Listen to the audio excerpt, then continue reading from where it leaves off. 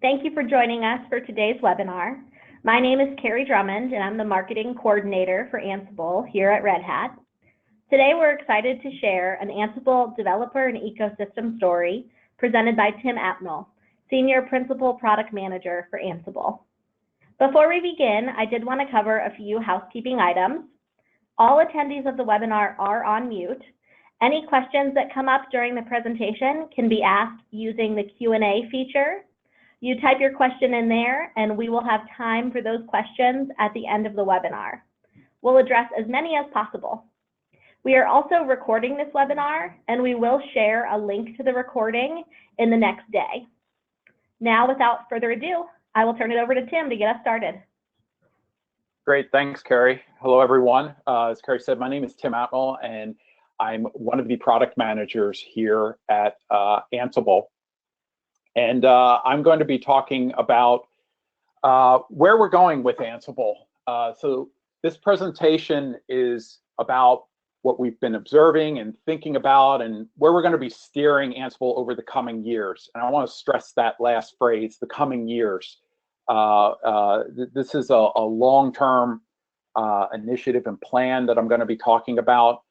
This is something we're going to be rolling out incrementally over time and allowing for a gradual transition and testing period as much as we can. So the things I'm going to show you are high level. They're very much in the works, but you know, we're not going to be throwing a switch one day very soon and everything's going to change. You know, we have a long ways to go on this, and there's a lot of details for us to work out. But we really wanted to be open and transparent about what we're thinking and where we're heading with Ansible. And we need your feedback. We need the community and our users' feedbacks and input on this. So this is why I'm talking about this now. You'll be hearing a lot more about these topics that I'll be covering in this presentation. So with that, let me begin. I want to set some context of where we're going here with Ansible at this point. So this is the first commit ever to Ansible. And like I said, I just want to take a brief moment here to reflect on the philosophy and the design principles that Ansible was founded upon, because I really think this context informs how we move forward and how Ansible evolves while still maintaining what makes Ansible and its community of users and developers so great and to have accomplished so much.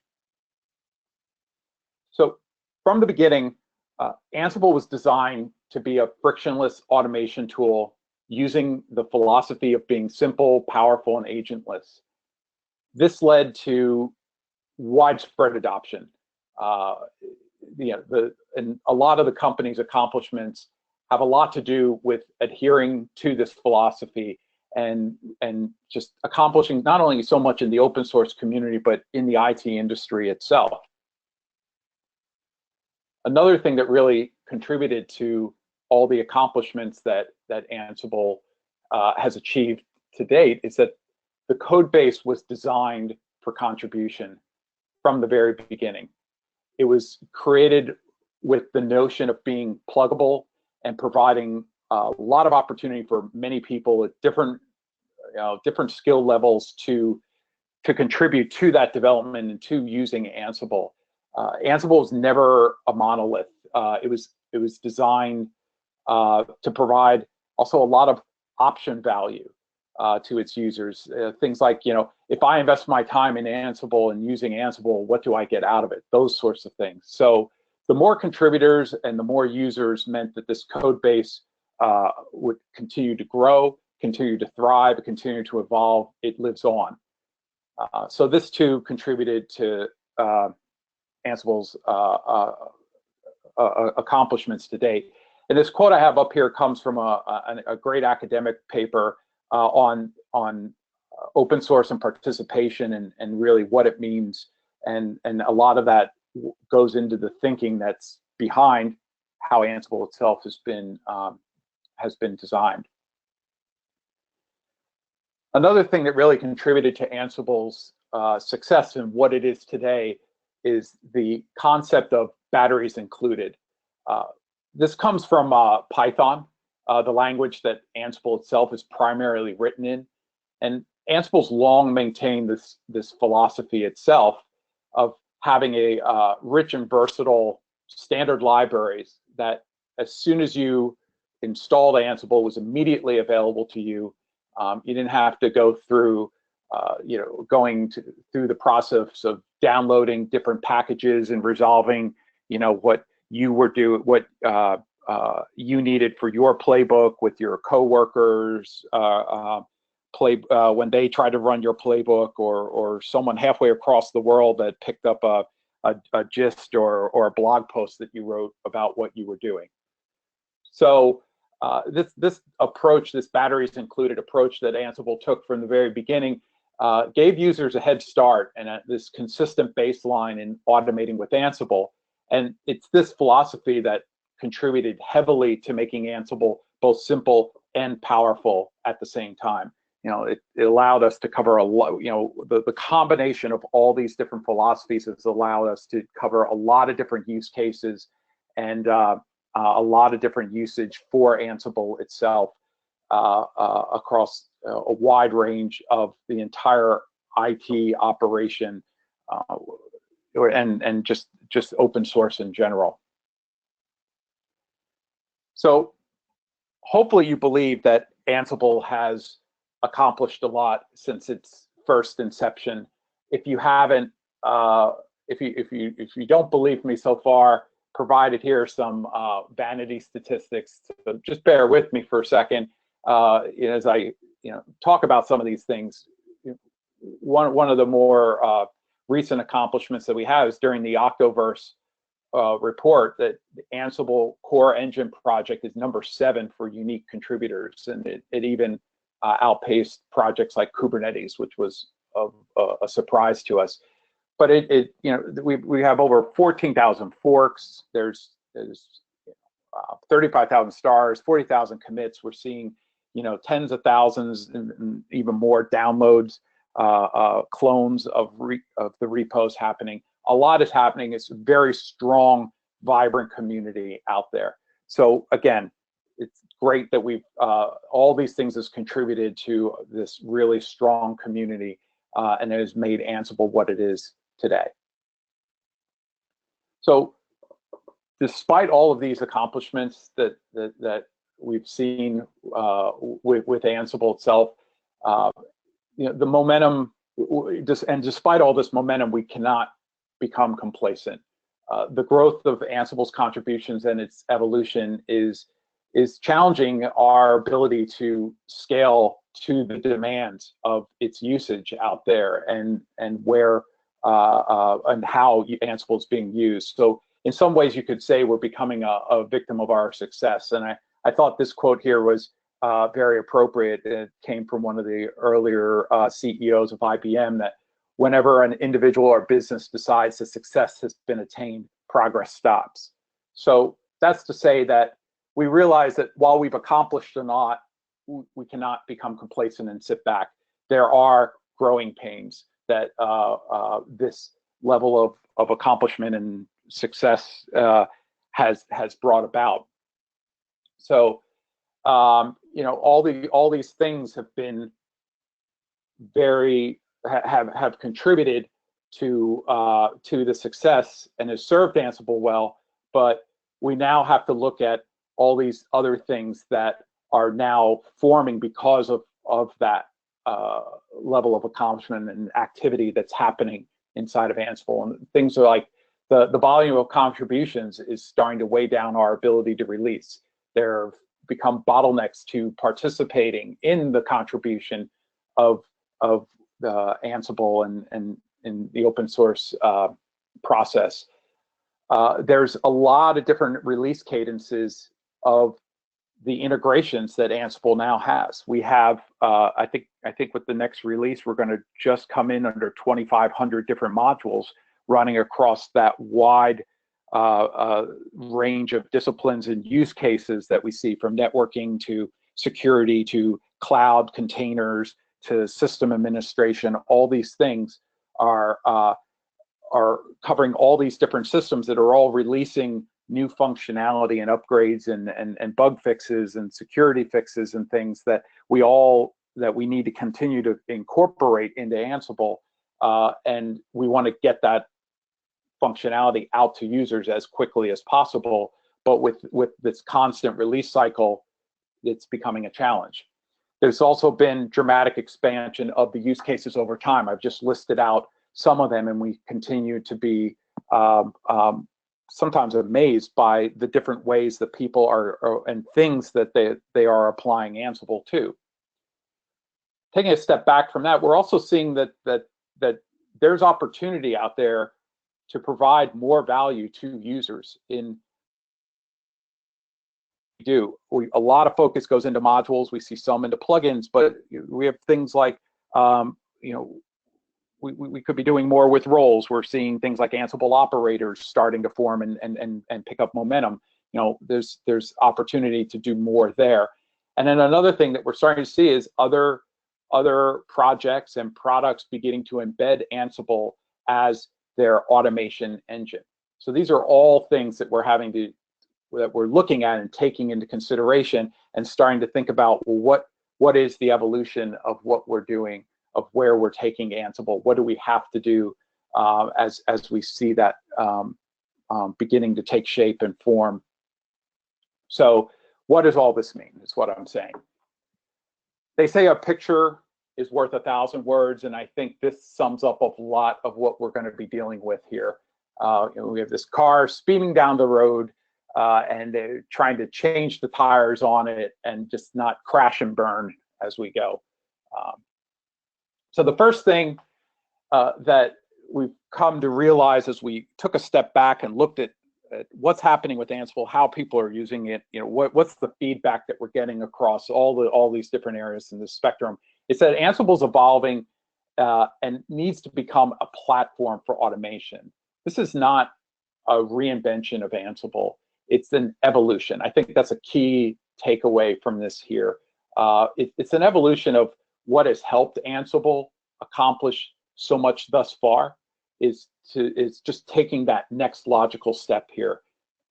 Simply put, Ansible cannot live up to its full potential as a couple of discrete tools. We have to take steps to embrace the idea of Ansible as an automation platform, and that requires a mental shift in how Ansible is developed and to be more than just delivering, having a couple of projects or delivering a product or two.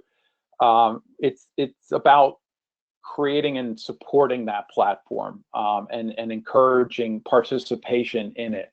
So that at the same time of doing this and evolving this, we have to stay true to what Ansible is about, the same simple and frictionless way that we've allowed and enabled our users to automate.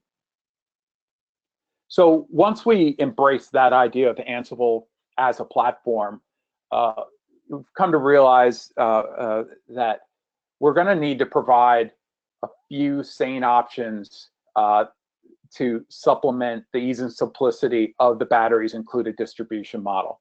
All right, so we're not saying here that we are killing batteries included. All right, so don't freak out on me here. Let me explain what we're saying here, because we know a lot of people are big fans of the batteries included model and want us to continue embracing that, and we are. But we need, the key word here is options. So the idea here is that the module system and the whole batteries included approach has been a significant contributing factor, and it served us well, but its success is starting to present some key challenges that we need to address. And that idea of just that single simple approach, that using that exclusively, is just not enough.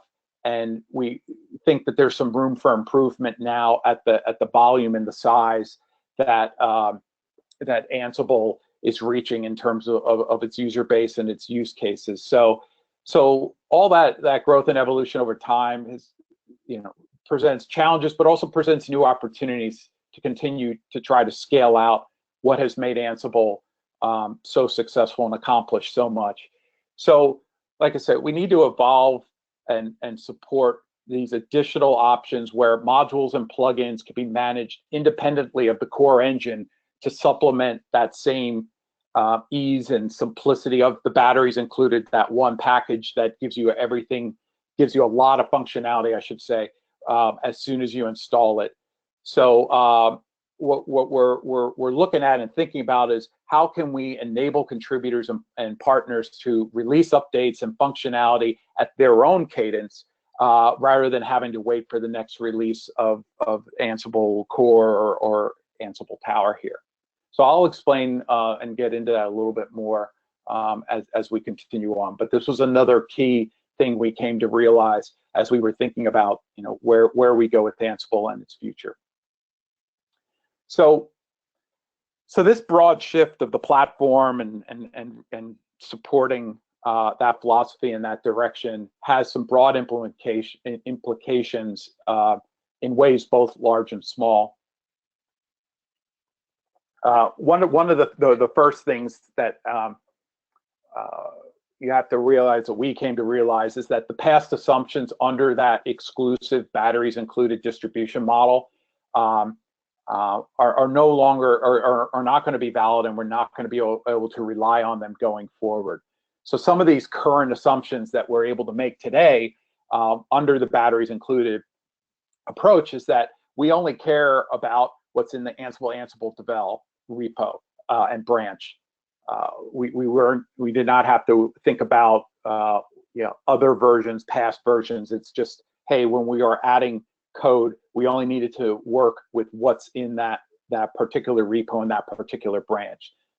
Another current assumption we've been able to make that's been very helpful to streamlining the development of Ansible is things like compatibility and namespace conflicts, and even quality checks on the code are managed through code review, through the watchful eye of our engineers and our committers that are able to look at everything and resolve these issues before they get merged into that one code repository. Another current assumption that we can make through that single repository and that batteries included approach is that it streamlines testing. We only need to test the current version that is under development.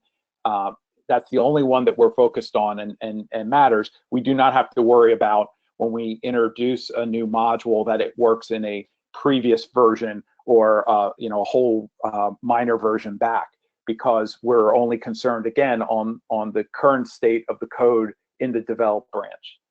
And then the other, and this is a smaller issue, but still nonetheless one that we had to think about, is the fact that the functionality, all these modules are in a single bundle and a single search path for all intents and purposes. So it also helped us streamline and avoid potential performance issues of having to search all over many drives and resolve where resources are located.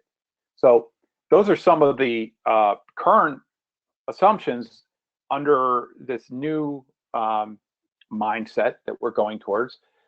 These are the type of assumptions, though, that now become an issue that we have to think about and that we're going to need to adjust to, and are looking to how do we address these things. One of the first things we identified as we started thinking about where we're going with this is how do we manage namespace conflicts and compatibilities if we're allowing for people to bring content more easily, and by content I mean modules, plugins, roles, and hopefully other things in the future. How do we manage if two people name something the same way? What do we do about that? What do we do about those type of incompatibilities that could arise under the current model? We have to think about the initialization performance of if we have multiple sources, artifacts that we're going to have to pull the functionality from. What is the effect on the initialization that's happening there? We also have to think about other things such as quality control and testing. How do we try to keep that quality up? How do we keep these independent contributions working well, especially as we are iterating the core engine over time, or doing things with Tower. And lastly, we have to think about versioning, because now with these independent pieces of content living away from the core, they don't get to inherit the version of the core engine itself. So we have to think about how do we manage all that going forward. So it's not just assumptions changing inside of Ansible Core. We also have to think about then this idea of this different mindset towards Ansible as a platform, and providing these few sane options to batteries included. Also bring a number of new requirements that Ansible hasn't had to address up until now. And this here is just a brief summary. I'm going to drill into each one of these points here in a minute. We're going to have to think about a new packaging format for this Ansible content. And if you have a package, these artifacts, you're going to need a way to manage them. And you have to have a way also to develop what those artifacts are, and to test them, and to help developers do things quickly, more efficiently, and to help keep the quality up there. There's also opportunities out there in this expanding of Ansible as a platform to enhance what roles can do and how they can be used. And then if you have these artifacts, if you have these roles, and we are successful and continue to build a strong ecosystem of these things, you need a place to put them and to be able to find them. And that's where the Galaxy Hub at galaxy.ansible.com comes in. So let's drill into those. And the first thing here is the new packaging format. Like I said, so we're going to need, Ansible's going to need to provide a means of packaging and shipping this content that is independent and external to the core engine. When we first started looking at this and thinking about, okay, if we're going to provide a few same options to batteries included, and okay, we're going to need a way to package this, we started looking at a whole bunch of different things internally, existing systems and whatnot. Very quickly, some people said, well, what about roles? And what we found is that roles were really insufficient for what they needed to do. They are, the way that they're implemented, they load late, so certain types of plugins that need to load early really can't be in there. Roles can only be a single role. You can't handle multiple roles. That was a piece of feedback that we've been getting for quite some time, that people wanted to have a whole number of interdependent roles shipped together, be developed together, things like that. So we found that roles weren't sufficient. We looked at other package managers, and there were a whole host of issues. I could probably do a whole presentation on all the different things we looked at and found to be insufficient. So we said, all right, we're going to have to create a new package format for this. We want to keep it very much in the Ansible way, so it needs to be simple and lightweight and consistent. And we did draw a lot of the ideas and principles to the way roles work and how they're structured, so they remain consistent. And then, as I mentioned, that this was a request that we've had, and it just was sort of a no-brainer, so to speak, is that these packages need to be able to contain multiple Ansible modules, plugins, roles, and possibly more things. As I mentioned earlier, we see a lot of momentum behind these things called Ansible operators that are for Kubernetes and OpenShift systems there. So we wanted to do is have something that was flexible enough to adapt to other forms of content as they develop down the line.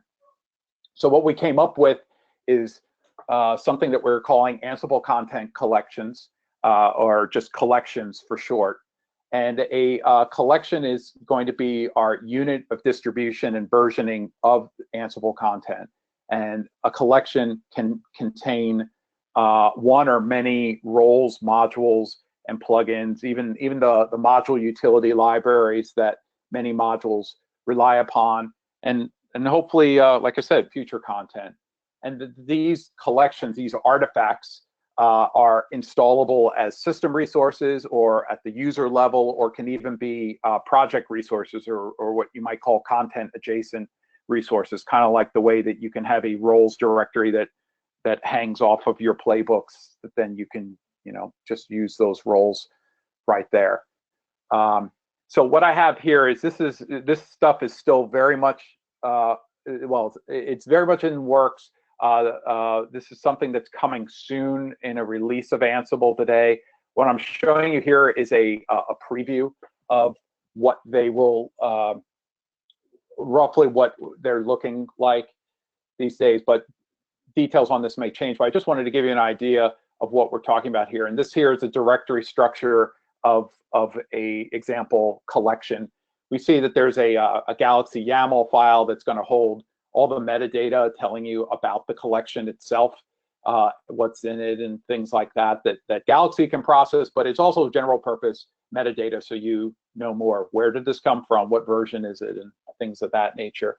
And then in it, there can be a directory called plugins, and under those is more subdirectories that are other forms of plugins. Here we have an action plugin, a module utils, and a module itself. Again, these collections can also contain roles, and they can contain multiple roles. So here we have 2 roles, ping bootstrap and ping deploy.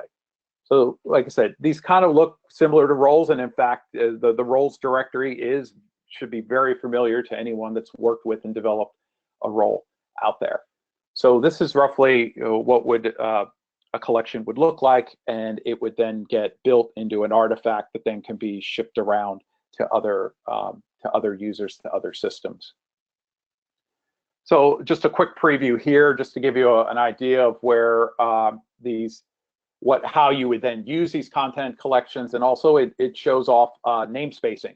As I mentioned before, that's an issue that we need to consider, which is, 2 different people make a module or a filter or a role with the exact same name. How do you resolve and pick the one that you actually mean to use? And another consideration in that is, in introducing namespacing, is that we don't break the way Ansible's worked before, and we don't make it more verbose or difficult to use than the way Ansible worked before we introduced this. So this here's just a quick pseudo example playbook that shows some of the things that we're looking to introduce here. So what I'm going to do is I'm going to jump over the first section, collections, and talk about that. But here in the first task, we have a call to a module named ping, but it's not the ping that's built into Ansible itself. It's one coming from namespace Tima, and then a collection named pinger. So here, this is a fully qualified call to that specific ping model, module, excuse me, instead of calling any other one that might be in my system that's named ping, or the built-in one that's in ping. I'm sorry, that's in Ansible itself. The second task there, the Ansible.builtin.ping. So the built-in is the ping that is in the Ansible core distribution itself. So if you need to make sure that you are calling only that ping, you can fully qualify it that way, and the system will know to only go to the one inside of core, not any other one it finds on the outside. There's a third concept that's in there right now, which is a collection called legacy. And what legacy does is gives you a way to fully qualify and call a ping module the way that Ansible worked prior to version 2.8, which is going to be the next release we make, which will have some of this collection support in it. So if you really need that, we have a way of you doing that. Now, the fact is you don't need to do any namespacing today. Your playbooks, as they've worked in version 2.6 and 2.7, should run the exact same way in 2.8. You won't need any of this namespacing, and you can do exactly what you see there in the fourth task, which is just ping, and that will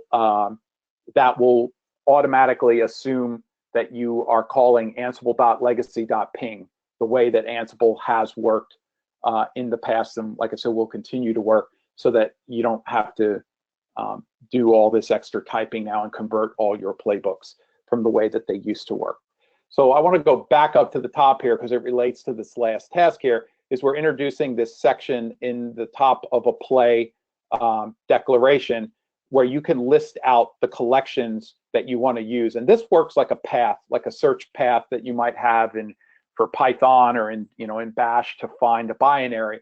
This is working the same way as that. So to try to cut down on your typing, we're giving you a way to declare which collections and in what order you want Ansible to look for a given piece of content, whether that's a module or a role or anything. So in this case here in this collection section, it would first look in the tema.pinger, and then it would look in a collection called redhat.openping for any modules that are not fully qualified.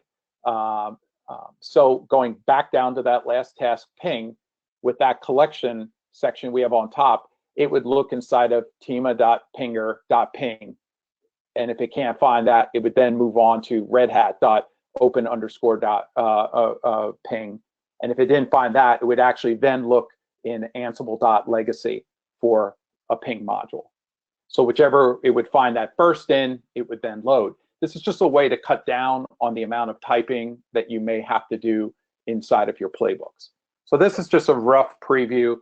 I'm breezing over this very quickly, and we'll probably be doing another webinar like this as collections are released and we're able to get more content, more detail out there about where we're going with content. But hopefully this gives you an idea of the thinking and what's to come very shortly inside of future Ansible releases. So I'm going to keep moving on here. All right, so that was collections and the package format. Now, if you have these packages and you have these artifacts that are being developed and moved around, you need a way to manage them. So we're going to have to think about new ways of a tool to how to manage that. And the first thing we started with immediately when we realized, well, we're going to have to create this, something like this, is that we looked at the Ansible Galaxy CLI tool and found that it was really insufficient. And really, that tool was never meant to be a package manager. I think a lot of people thought that, but that was never really the intention of it.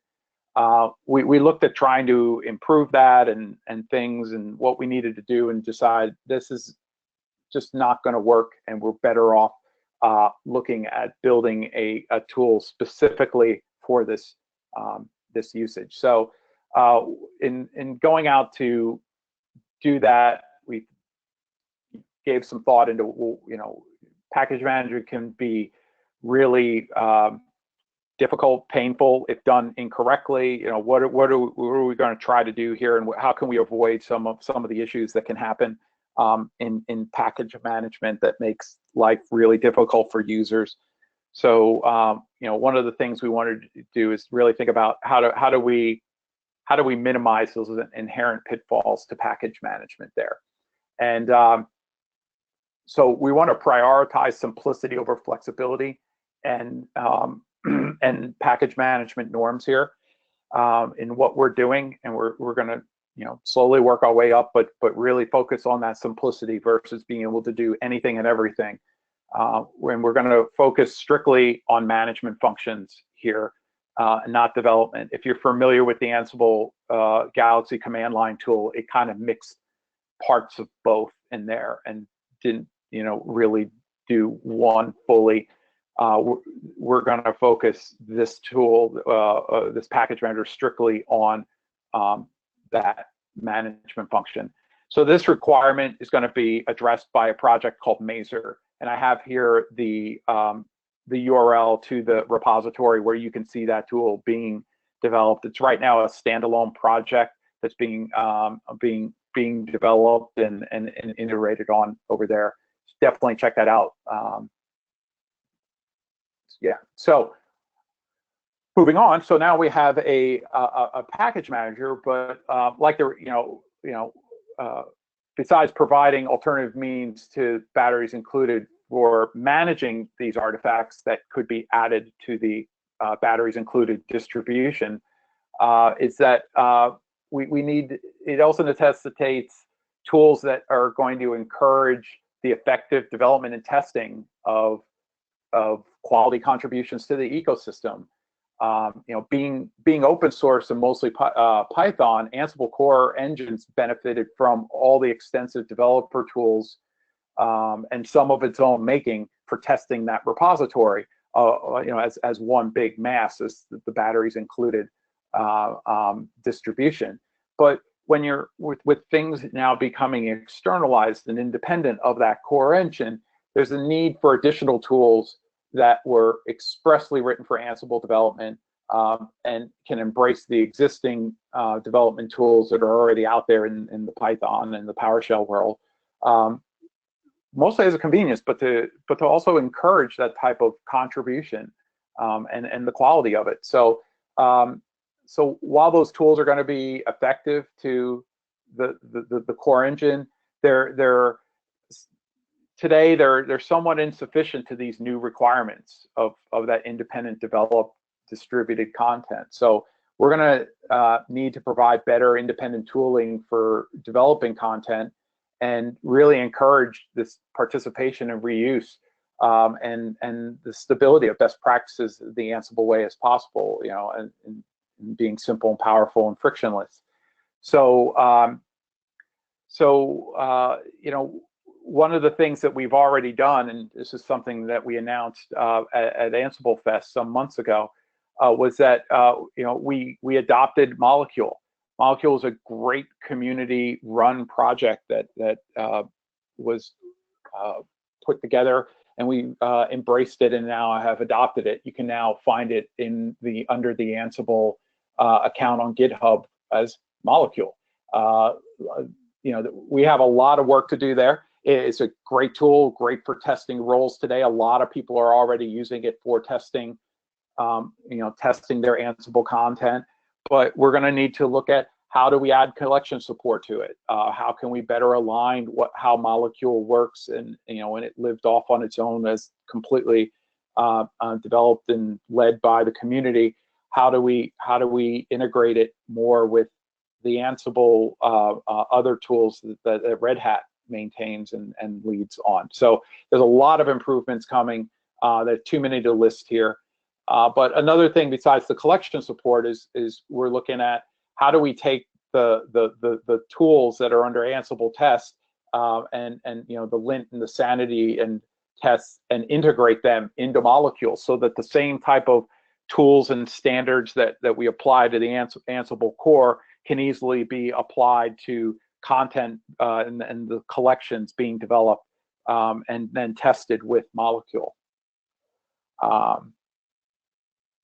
So another thing too, very similar to Molecule itself, is that we adopted Ansible Lint. This is another great tool. It's a static analyzer for Ansible best practices and does some other checks. That too, like I said, has now been migrated under the Ansible account on GitHub. It's already been integrated into the new galaxy.ansible.com. If you've submitted anything there recently, you'd see now that a series of tests are run against it, and any type of issues are flagged in the output. And we've even tried to score it to give you end users that are grabbing content out of Galaxy some sense of the quality of the automation that's been done in there. So that's something we're going to continue working on by adding more rules and continue to add functionality to that tool. But we think it's really helpful to helping keep people following a consistent style and flagging issues of where they may could do something better or something that'll be more effective to automating with Ansible. So one other thing worth mentioning is I've talked about broadening the opportunities of participation in the Ansible ecosystem and to extend Ansible's value. Ansible is going to, we see an opportunity to enhance what roles can do. So we're looking to achieve closer parity to how modules and plugins can be utilized, or how in automating, and it also needs to bring roles closer to how those work. So we need to provide facilities to enhance the portability of roles even further. and to really encourage their broad reuse without modification. So we're going to be addressing those with a few features to the core engine coming up in future releases. Particularly, we're looking at the ability to do argument spec validation similar to how modules work, so that as soon as you run a role, it can check to see if it has the variables, the inputs it needs to run effectively and to fail fast if it doesn't meet that spec, very similar to how the Ansible module system works today. If you give it a piece of base, you give a string to an argument that's expecting an integer, Ansible will immediately catch that and give you an error message and not even attempt to run any further logic. We're looking to add a similar thing to roles. Another thing we're looking at is the ability to do some type of ad hoc role execution, the ability to execute and run a role without having to build a playbook. We've seen a lot of people that build a playbook that just has a host selector and it calls a role, and that's the extent of their playbook. We want to try to avoid as a convenience, find a way to avoid that you can just grab a role, run it on host right from the command line or right from a UI widget inside of Tower. And then a third thing that came out of this is looking at is to provide a standardized way of doing embedded documentation inside of roles. We have it for modules, we have it for plugins. We want to have something like that, a standardized way so that roles can be documented and people that are trying to reuse it can understand what type of inputs do I have to give, what is this thing going to do, what are its requirements, its prereqs, things like that in a very standardized way. A lot of good role developers out there do that through a README, but the formatting of that is varied and standards or whatever each author makes up. So it's we want to try to come up with a more, like I said, standardized way of communicating that information. All right, so I've also mentioned that we want to enhance the Galaxy Hub, and some of this stuff has already been rolling out. And by the Galaxy Hub, I mean what you see at galaxy.ansible.com. We're going to be, in the near future, adding support for collections in Mazer, so that people can start developing content as collections and putting them into Galaxy, and to be able to grab it and install it through Mazer. We're continuing to improve the search and the feedback and make user experience UI improvements to Galaxy itself. We're also this third point is one of the interesting, small but significant things that have come out of this work that we're doing, and how we're addressing it is that we have this issue that we've allowed. Galaxy has been roles allow for dashes, but now that we are introducing modules and plugins into collections, and those things are primarily Python. Python does not like dashes in the names of its packages and its names. So we're having to work through that incompatibility when you mix roles and plugins and modules together. The dash now becomes an issue for Python and the way that we've processed it. And again, this is probably this one little seemingly tiny item we could probably have a 1-hour discussion on, and it's we would still be talking, actually probably much longer than an hour, because we've spent significant amounts of time trying to figure out how to deal with this this issue.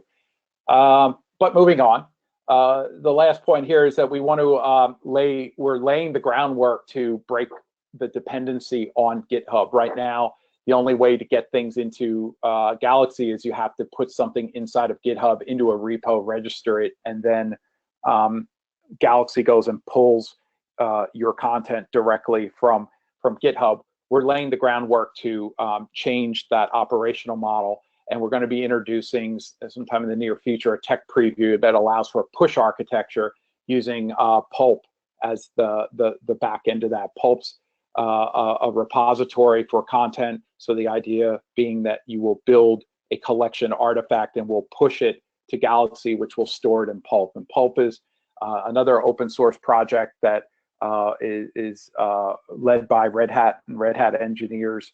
It's used in Satellite and some other products that are out there today, and we're looking to leverage all that great work here and what we're doing with Galaxy.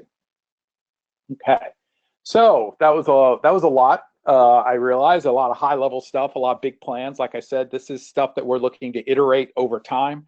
This is going to happen over years, and so I realize that's a lot. But it's like, okay, great.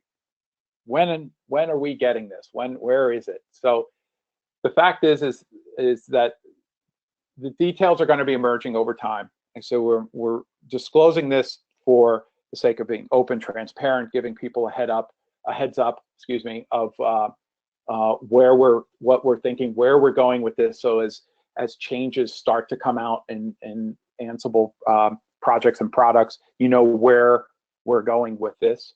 And then, like I said, it's going to take us a while, but we've already started. We've done a lot of thinking ahead of time, a lot of internal experiments, and we're starting to implement some of this stuff and introduce it.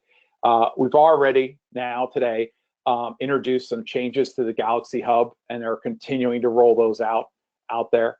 We've adopted Molecule and Ansible Lint, as I've mentioned, as official Ansible projects, and have started to make improvements to those two tools, and have plans to do a lot more over time also. Now, some of the more the collections in Mazer, that's coming in an Ansible version 2.8, and the release candidate for that is due very soon. In the next few weeks, I believe that if you belong to the Ansible Develop and Announce mailing list, you'll see a note go out that the release candidates are available, and these will have the functionality in it to know how to find and load content collections, and to do namespace support inside of your place. So that's definitely something that to look forward to if you really want to start trying out this stuff. We hope to have a lot more detail and information about how to use collections, how to build collections, how they work, and at a deeper level than I laid out here.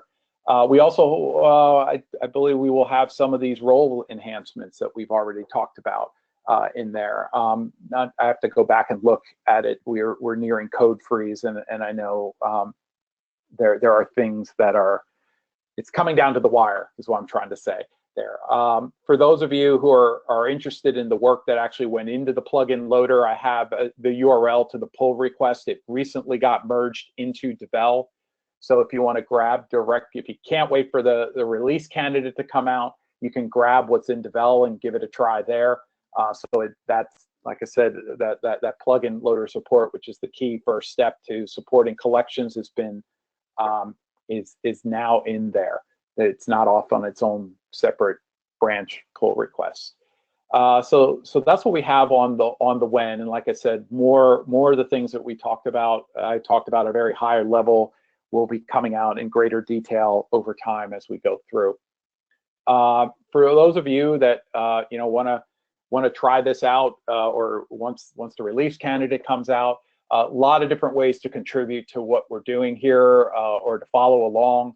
I have here a whole list of the different repos where a lot of this activity is happening, in addition to the Ansible core engine and the AWX, our main two projects. There's a lot of work happening and activity in Galaxy, Mazer, Ansible-Lint, and Molecule.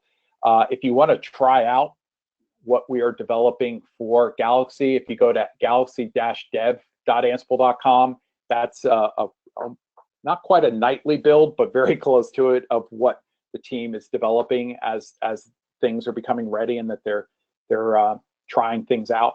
And if you want to talk about this more, our engineers, the people working on this stuff, and people very active in our community, are in the Ansible Galaxy and the Ansible Molecule IRC channels on Freenode. So please stop on by. And before I ask some questions, I just thought I would make mention that Ansible Fest is coming. This year it's going to be in Atlanta, September 24th to the 26th. I expect a lot of presentations on the functionality will be releasing in 2.8 and a lot more detail around that work that we will be continuing to do in future versions, 2.9 and so forth, will be covered in this. So it's a great event. I hope some of you out there were in Austin last year. We had close to 1,400 people there. We're expecting even more this year. And yeah, definitely check it out.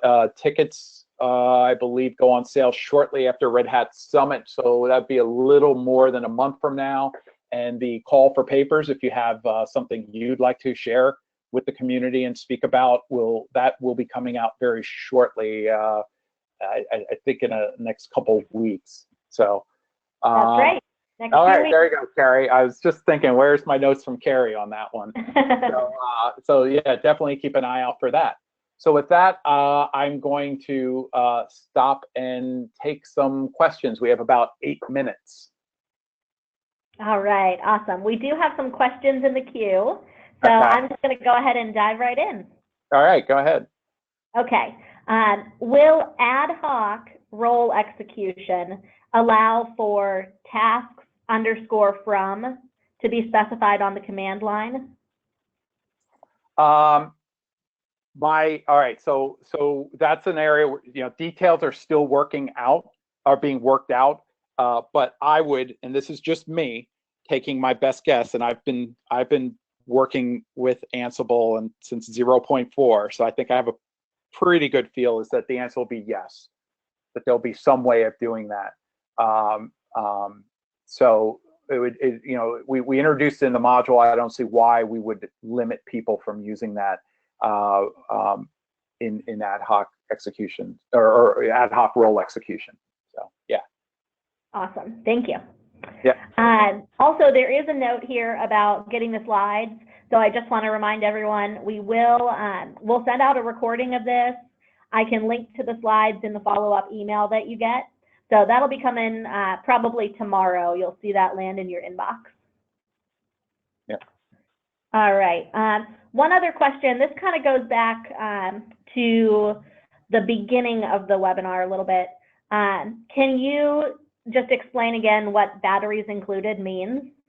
Sure. So batteries included is a concept that I think it was Python. Well, certainly the Python community made popular. I don't know if they were actually the originator, but the idea was that Ansible Python would ship with a lot of pre-built, already existing functionality right in the box, in the package.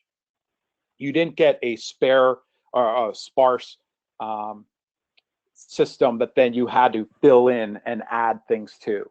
So, right now, for example, Ansible ships with over 2,400, or actually it will in 2.8, I'm getting ahead of myself, but it'll ship with over 2,400 modules. As soon as you install Ansible, you have those 2,400 modules, and it's running from networking to Unix tools to Windows to cloud, across all those things. As soon as you install Ansible, you don't have to go out and say, okay, I'm working with VMware and I'm working with AWS and I need to work with Cisco gear and I have to go out and grab that package, this package, and that package in order to work with my playbook, and I got to tell everyone else to do it.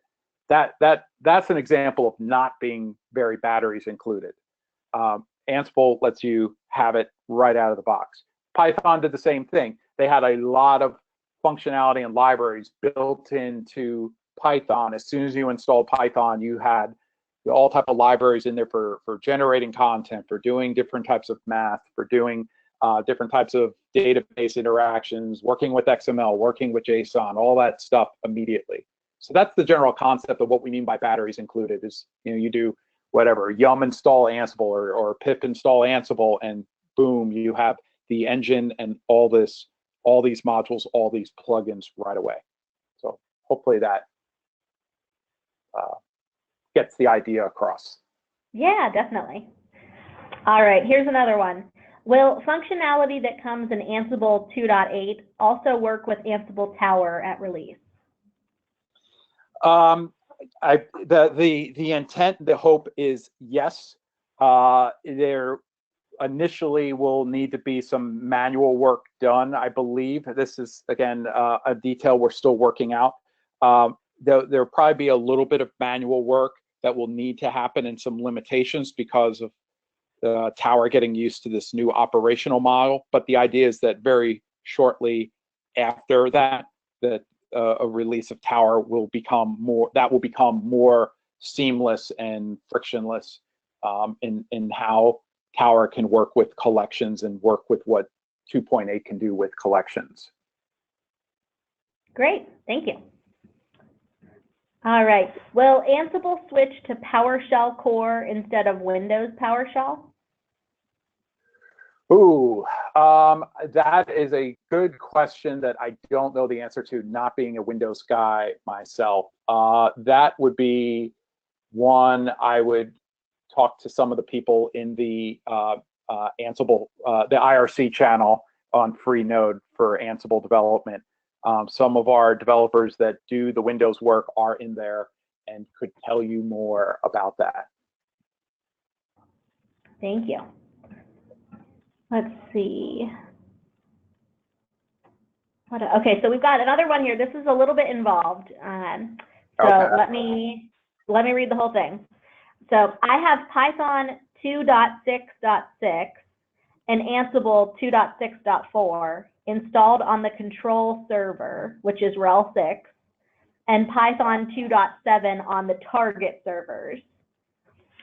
Should I expect any issues running Ansible playbooks, tasks, custom Ansible modules?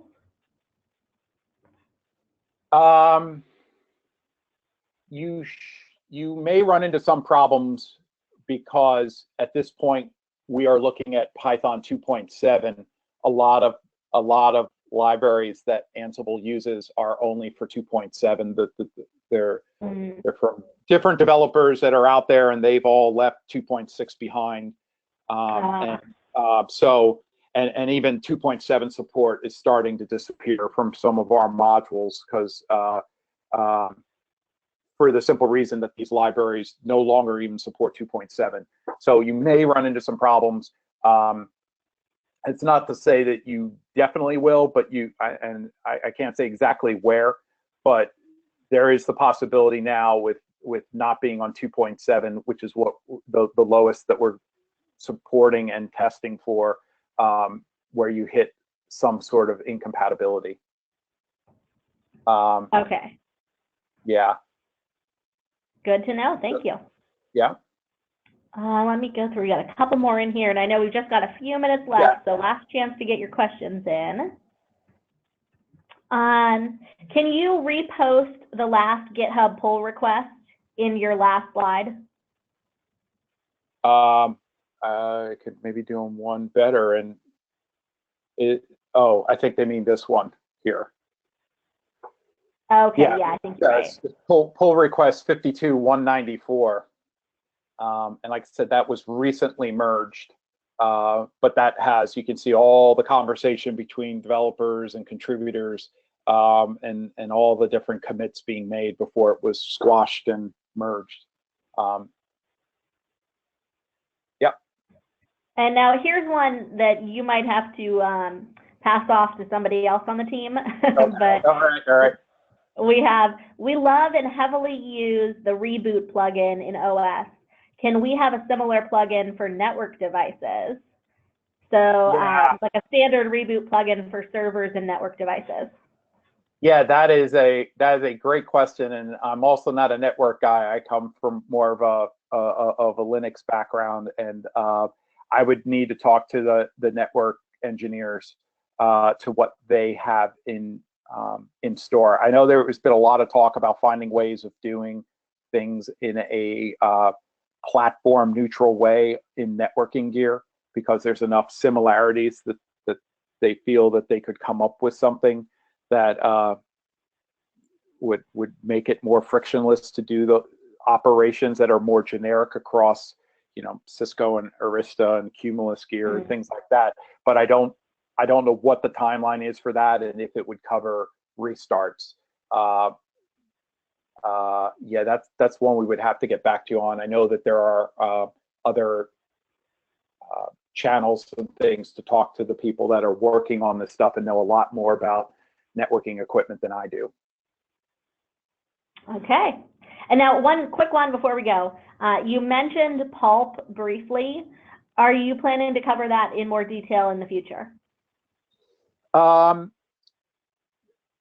Pulp is a team inside of Red Hat that is outside of the Ansible team. I haven't given a lot of thought to that, or the Pulp team themselves have a lot of material out there already around what they're doing. If you particularly want to look at version 3, which is pretty much a complete rewrite just about of Pulp itself. I wish I had the URL in here, but for future, I will add that to it. But I would go to the Pulp the Pulp project homepage, and you'll see where they have I know regular, like they have YouTube video demos of their work, and they have their own IRC channel and things like that. That I think you'll find a lot of information. But definitely, I think maybe we will have to consider doing something once our Galaxy team gets done working with the Pulp team to talk about how that works and what they did. So that's very much an area that is under construction. So more to come. So I don't have a better answer than that. No, that's great. And we are just over the hour now, so we do have to go. But thank you so much, Tim, for this great content, and thank you to everybody who joined us today. Yeah, thanks to everyone.